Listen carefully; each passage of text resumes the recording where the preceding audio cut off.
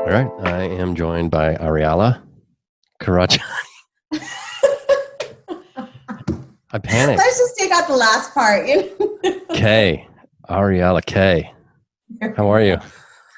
I'm good. I'm good. How are you doing? I'm okay. So you're in, partner and COO of the Boutique Lifestyle Leaders Association and Yes. co-founder of StayBoutique. And you're Sir. coming to us from Los Angeles. Yes. Bright and sunny. Beautiful day. How have you been? I've been good. I mean, January's been an interesting year. Slower. It's everything's new for us, right? So when we started this year, it's just everything's been different. But these last few days, things have been picking up speed. We've been getting some really positive news from our members, and people are really excited about summer. That seems to be kind of what everyone's looking forward to. It's been a very interesting month for our country, but just kind of focusing on what's happening with the industry and gathering everyone together. So it's been a great start to the year. How have boutique hotels fared throughout this mess? Well, not everyone's the same, and it is dependent on location, ownership, any debts too that the hotels have had. Some of them sold their properties. We've been helping them with that. We've also been helping people find investors so that they don't have to leave a lot of the times their dream. So some of them have, I'll be honest, like they have signed on to the big brands. Some of them are leaving the big brands and have realized that they actually don't need their help. And a lot of the boutiques have been doing pretty good. We were still waiting numbers. We had STR and different people report on it, but we're excited to see what they say at our June conference because we'll be able to see a bigger picture of it. But it seems like they're doing better as a whole. And maybe we're probably biased on that, but that's just what we're seeing. And everyone seems very, very positive and even better. They all seem to want to work together. Oh, you have a problem?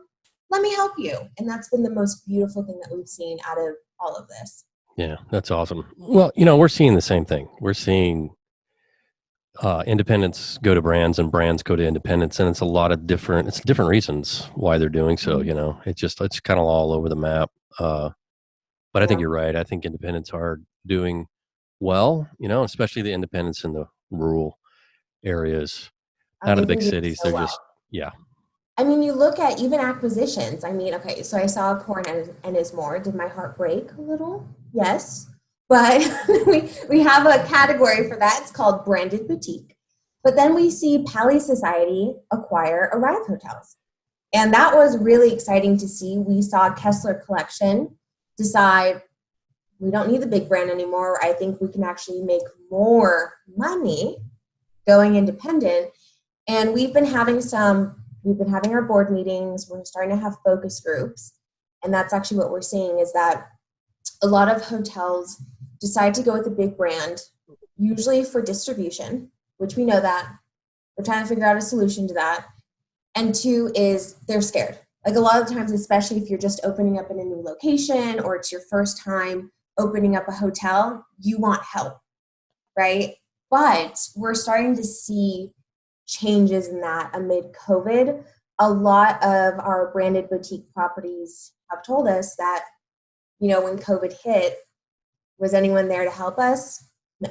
You were on your own as if you were independent, but you were still paying a lot to the big brands. And that's what we saw happened. And I think a lot of people are realizing that. Now, however, I'm not anti-big brand. It works. You can make a lot of money working with a big brand, and we get that. But if you end up going down the route of being a boutique hotelier, it's harder. It's a lot harder than working with a big brand. If you're here to make money and that's it, I would actually advise you to work with a big brand because you'll be, it'll just be an easier journey. But if you're doing it because it provides meaning in your life and it's fulfillment and it's passion, you have such a big passion, then it's a journey that you should consider because you have more flexibility. You're not kind of like, hands behind your back. You got to do this, that, and that with like ridiculous contract terms. You're more open to doing what you want and building the vision that you've always dreamed of, which sounds like fluff. But there's a lot of people doing that and making a lot of money out of it. So it depends on what you want. So that's why we're not anti-brand. And it also bothers us that everyone thinks that they have to be a boutique hotel. You don't have to be relevant. It's like people will just use it like without even like thinking about what it means. And they're like, oh, boutique is cool right now. Let me use it. And it's like, no, like it is such a special term and it's only to specific hotels. And so that's something we're working on to define that and making sure hotels that are misusing it, that we like kindly say, hey, you're not a boutique hotel. But it's okay because you're still a hotel and you can still be relevant. That's interesting. That's interesting. The independents or the boutiques that are concerned about distribution. I mean, I was going to ask you, do you find a lot of boutiques just tech challenged, and that's why there's fear, and then it's difficult for them to get the distribution they need? Yeah, it's definitely the number one reason that we've seen when we do surveys and we talk to people why they go with a big brand is distribution. It's really not even anything else, quite honestly. I mean, for some people, yes, but that's 9 out of 10 times it's distribution. Are they tech challenged? I wouldn't say tech challenged. I would say tech overwhelmed. It's like people are building phenomenal solutions, and it's either finding the right one that is the biggest problem, I think. So, and they're also more open to newer types of solutions. They're not like in their ways and saying, we have to do it this way and use, ancient systems that haven't been updated in like 10 years. Like that's usually not the problem. I think they're just more overwhelmed and don't know, exactly like the strategy, like which ones to use. They're the ones that are like, oh my gosh, new solution. Yes. Let me look into it. They're usually the ones who are excited about it. But yeah, they're just overwhelmed. When they say distribution in your surveys, are they talking about marketing? Or are they talking about the back end nuts and bolts of distribution? Or do you know? They're talking about the marketing, the power that Marriott has, and with their loyalty card users and all that. But what we're hearing is that they're noticing that the traveler that goes to a boutique hotel normally is not the same traveler who's going, to a giant chain hotel. Right. It's actually like that, and that's what they're actually noticing. And they also they're becoming more particular even about how they market and who they market to, because now they don't want just anyone coming. And I'm not talking about all boutique hotels. Don't forget, we have 14 boutique hotel categories. So I'm talking more on probably the luxury side, is that they don't want that mass marketing anymore. They want to be really, really tailored to it.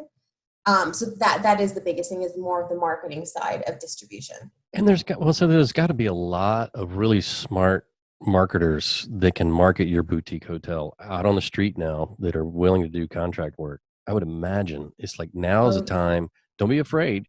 Go find you one and go.